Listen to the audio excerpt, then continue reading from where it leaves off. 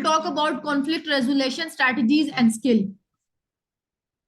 The objective of this chapter will be, first of all, we will like to define what is conflict, explain the method to resolve conflict. हम उन method को discuss करेंगे जिससे हम किसी भी conflict को रिजोल्व कर सकते हैं. It will show an understanding of concept by creating conflict resolution activity to enhance learning and group outcomes, including effectiveness or performance in an organizational setting. It will also help you to understand the process involved with behavior that occurs between different groups, called intergroup behavior, and their potential impact upon group members. Familiarize with techniques designed to facilitate the resolution of conflict. So first of all, we need to define what is conflict. Conflict basically is the appearance of difference of opinion, of interest, उसको हम conflict कहते हैं. ठीक है, तो difference of opinion जो है वो हमारे पास conflict कहलाता है. Conflict can be defined as a process that begins when one party perceives that another party has negatively affected or is about the negatively affect something that first party cares about. तो उसको हम कहते हैं. इसके अंदर हमारे पास जो है वो इसके कुछ व्यूज हैं, जैसे थेरीज होती हैं. ट्रेडिशनल व्यू है, ह्यूमन रिलेशन व्यू है, इंटरेक्शनिस्ट जो है वो व्यू इसके अंदर आ जाते हैं. So conflict can be defined as a disagreement. ठीक है, conflict क्या हो गया? Disagreement. Disagreement or struggle between people. कोई disagreement है, कोई argument है, कोई struggle है between two parties.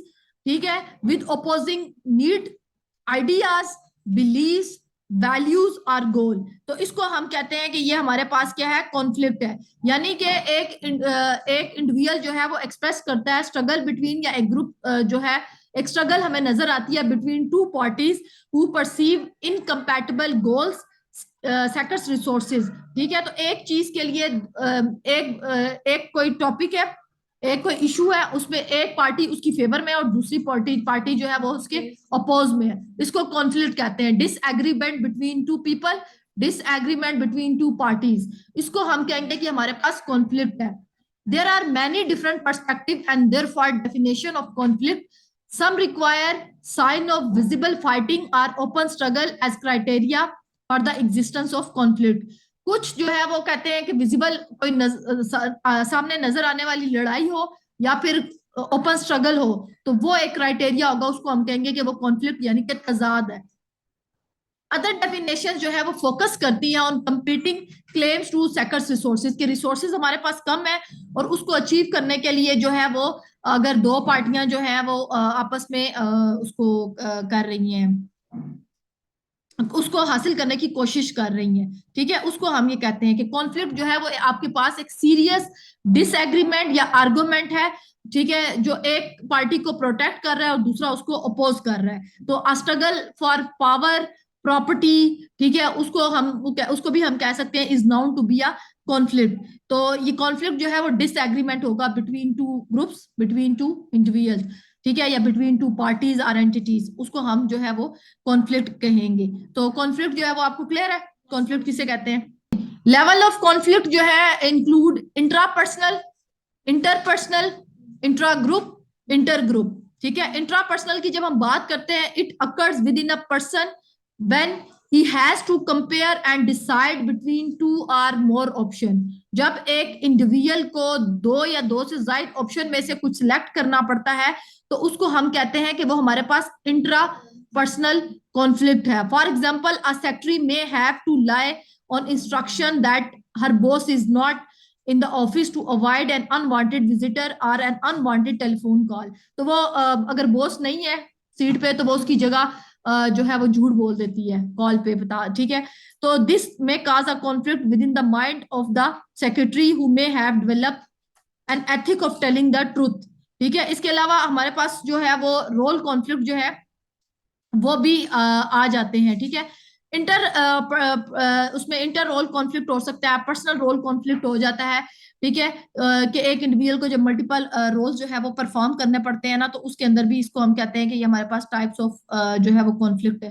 Intrapersonal conflict होता है, this conflict occurs between two or more people in a large organisation, दो या दो से ज्यादा लोगों में जो है ये कॉन्फ्लिक्ट होता है। It can result from different personalities और differing perspectives on how to accomplish goal, ठीक है। ये conflict different of perspective point of view की वजह से भी आ सकते हैं कि किसी पर्टिकुलर गोल को आपने अचीव कैसे करना है। सो इंटरपर्सनल कॉन्फ्लिक्ट जो है basically may even occur without one party realizing that there was ever conflict. तो ये कॉन्फ्लिक्ट इस तरह होता है। इसके अलावा हमारे पास आता है जी इंट्रा ग्रुप। इंट्रा ग्रुप जो है this level of conflict between member of a single group when there are multiple people with varying opinion background and experiences working towards a common goal, कि लोग जो है ज्यादा सारे लोग हैं, उनका जो बैकग्राउंड है वो डिफरेंट है, लेकिन वो एक कॉमन गोल के लिए काम कर रहे हैं, ठीक है। तो वो सब उस गोल को अचीव करने की कोशिश करते हैं।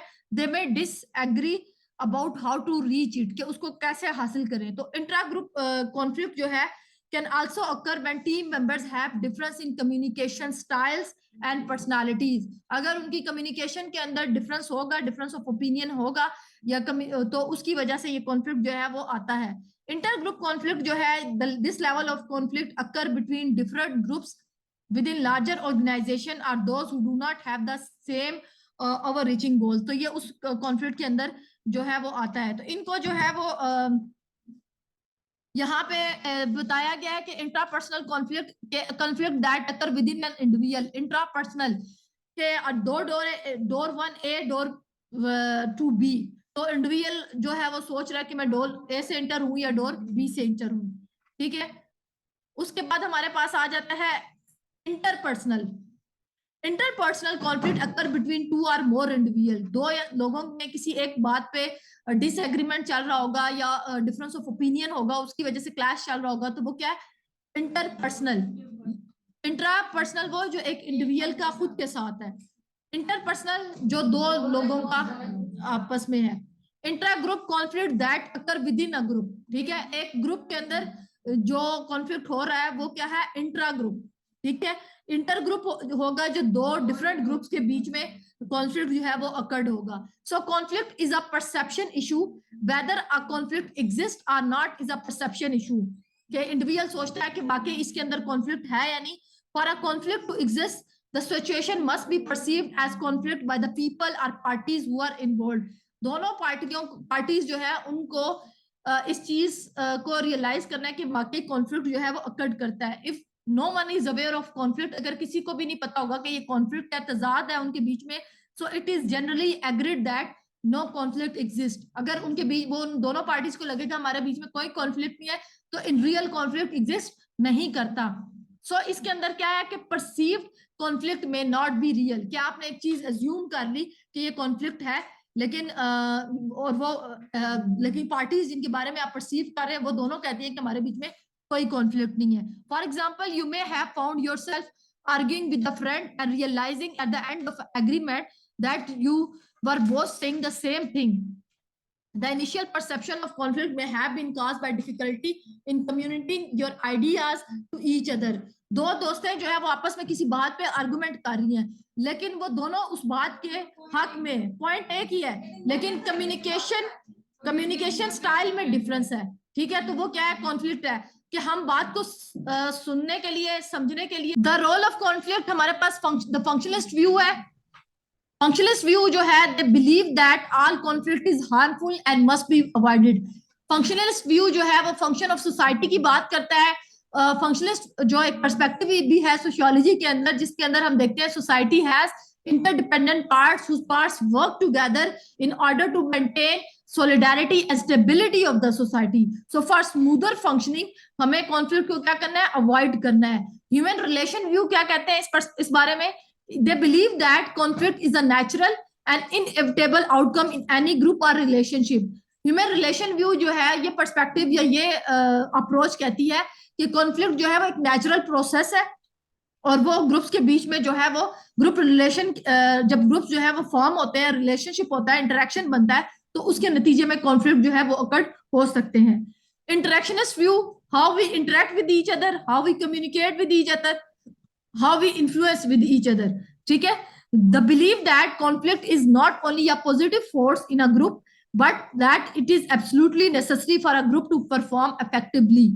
इंटरेक्शनिस्ट व्यू ये कहते हैं कि ग्रुप की इफेक्टिव वर्किंग के लिए कॉन्फ्लिक्ट होना जरूरी है। कॉन्फ्लिक्ट जो है वो सम टाइम पॉजिटिव भी होते हैं, जो कि ग्रुप को एक प्रॉपर वे में, एक प्रोडक्टिव वे की तरफ लेकर जाते हैं।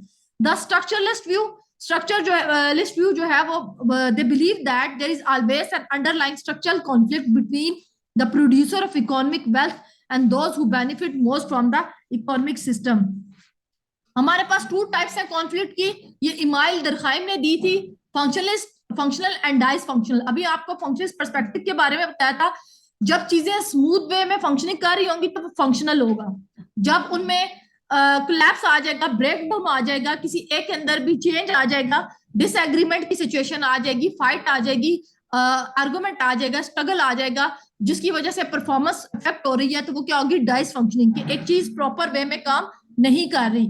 फंक्शनिंग एक चीज बैलेंस वे में, स्मूथ वे में काम कर रही है। डाइस फंक्शनिंग कि एक चीज के अंदर प्रॉब्लम अकर्ड हुई है जिसकी वजह से वो काम नहीं कर रही। So functionalist conflict can have a very positive impact on group work quality, overall productivity, and can increase group performance because it involves people who are genuinely interested in solving problems, who are willing to listen to one another, who attempt to seek mutually advantageous solution because the conflict parties are willing to work together to deal with the issue at hand. तो functionalist conflict जो है उसका positive work impact पड़ता है work quality के अंदर और overall productivity के अंदर, क्योंकि जो पीपल इन्वॉल्व होते हैं इन फंक्शनलिस्ट कॉन्फ्लिक्ट, वो चाहते हैं कि ऑर्गेनाइजेशन जो है वो काम करे, तो वो इसलिए डायलॉग मेथड यूज करते हैं, टेबल में बैठ के उस कॉन्फ्लिक्ट को रिजोल्व करने की कोशिश करते हैं, ताकि जो है वो चीजें जो है वो एक स्मूदर वे में, बैलेंस वे में जो है वो जाए। डिसफंक्शनल कॉन्फ्लिक्ट जो है, that decline overall performance and communication of a group of people. People in this group are unwilling to work together. Dysfunctional, जिससे आपका काम रुक गया है, स्टॉप हो गया, या उसके अंदर इश्यूज आ रहे हैं, प्रॉब्लम आ रहे हैं, यानी कि people involved in this group do not work together, वो इकट्ठे काम करना नहीं चाहते। Dysfunctional conflict can bring about में नेगेटिव आउटकम्स, तो ये जो है फिर नेगेटिव आउटकम्स रिजल्ट्स लेकर आते हैं ऑर्गेनाइजेशन के अंदर, कम्युनिटी के अंदर, जिसकी वजह से जो क्वालिटी ऑफ कम्युनिकेशन है वो डिक्रीज हो जाती है, डिसकंटेंट हो जाता है, रिलेशनशिप डैमेज हो जाते हैं, प्रोडक्टिविटी जो है वो कम हो जाती है, डिक्रीज हो जाती है, ग्रुप की जो कोहेसिवनेस है, सॉलिडारिटी है, इंटेग्रेशन है, वो क्या होती है, वो वीक हो जाती है, और ऑटोमेटिकली जो परफॉर्मेंस है वो जब वो डाउन हो जाती है, तो इस तरीके से ग्रुप जो है वो लैक हो जाते हैं, अपना गोल जो है वो जो भी सर्टेन उनका गोल होता है उसको अचीव नहीं कर सकते। तो फंक्शनल वर्सेस डिसफंक्शनल कॉन्फ्लिक्ट जो है, फंक्शनलिस्ट व्यू जो है वो कहता है, वो सर्व करता है ऑर्गेनाइजेशनल इंटरेस्ट के लिए, और कॉन्फ्लिक्ट जो है वो प्रोडक्टिव है, वो उसको एज अ पॉजिटिव देखते हैं और उसको ऑर्गेनाइजेशन की प्रोडक्टिव वर्क के लिए, ऑर्गेनाइजेशन की स्मूथ फंक्शनिंग के लिए उसको रिजोल्व करते हैं। जबकि जो डिसफंक्शनल कॉन्फ्लिक्ट है वो it's more often than not threatens organization interest and benefit, वो ऑर्गेनाइजेशन के इंटरेस्ट को और उसके बेनिफिट्स को नुकसान पहुंचाने की कोशिश करते हैं। जो फंक्शनलिस्ट कॉन्फ्लिक्ट है उसको हम कंस्ट्रक्टिव या कोऑपरेटिव कॉन्फ्लिक्ट भी कहते हैं, जबकि जो आपका डिसफंक्शनल कॉन्फ्लिक्ट है उसको हम counter productive and waste of organisational resources कहते हैं, कि लोग आपस में लड़ रहे होते हैं, सैलरीज भी वो ले रहे हैं लेकिन काम भी नहीं कर रहे, और स्ट्राइक्स भी चल रही हैं, और कंपनी के या ऑर्गेनाइजेशन के हक में भी बेहतर नहीं है। बेनिफिट्स के हैं कॉन्फ्लिक्ट के, ये इनेबल करता है पर्सन को to become aware of problem in relationship, ठीक है, कि क्या प्रॉब्लम कहाँ एग्जिस्ट कर रही है, ठीक है, फिर उसको प्रॉब्लम को आपने रिजोल्व करने की कोशिश करनी है, ताकि जो है इन फ्यूचर वर्क के लिए। It serve as a catalyst for positive change. Catalyst कहते हैं a person who take initiative, ठीक है, जो फर्स्ट कैटलिस्ट उस इंडिविजुअल को कहते हैं जो पहले इनिशिएटिव लेता है, तो ये सोसाइटी के अंदर पॉजिटिव चेंज को लाने के लिए एज अ कैटलिस्ट काम करता है। Energise and motivate to deal with immediate problems. Conflict का बेनिफिट ये होता है कि हम जो भी पर्टिकुलर प्रॉब्लम ऑर्गेनाइजेशन के अंदर एग्जिस्ट कर रही होती है, विद इन हाउस कर रही होती है, तो हम उसको इमीडिएट बेसिस पे हल करने की कोशिश करते हैं। ये स्टिमुलेट करती है इंटरेस्ट को, रिवाइज करती है माइनर टेंशन को। It also help to decision to be made more carefully, कि ये हमें हेल्प करती है कि हम फ्यूचर में डिसीजन जो है अपने केयरफुली एहतियात से ले, ताकि फ्यूचर में फिर कॉन्फ्लिक्ट ना हो। तो मतलब इससे आप लर्न भी करते हो, डिसीजन मेकिंग जो पावर्स जो है वो हमारी स्ट्रांग होती हैं। ये प्रमोट करता है सेल्फ नॉलेज को, क्लियर करता है the air of unexpressed sentiments. Conflict handling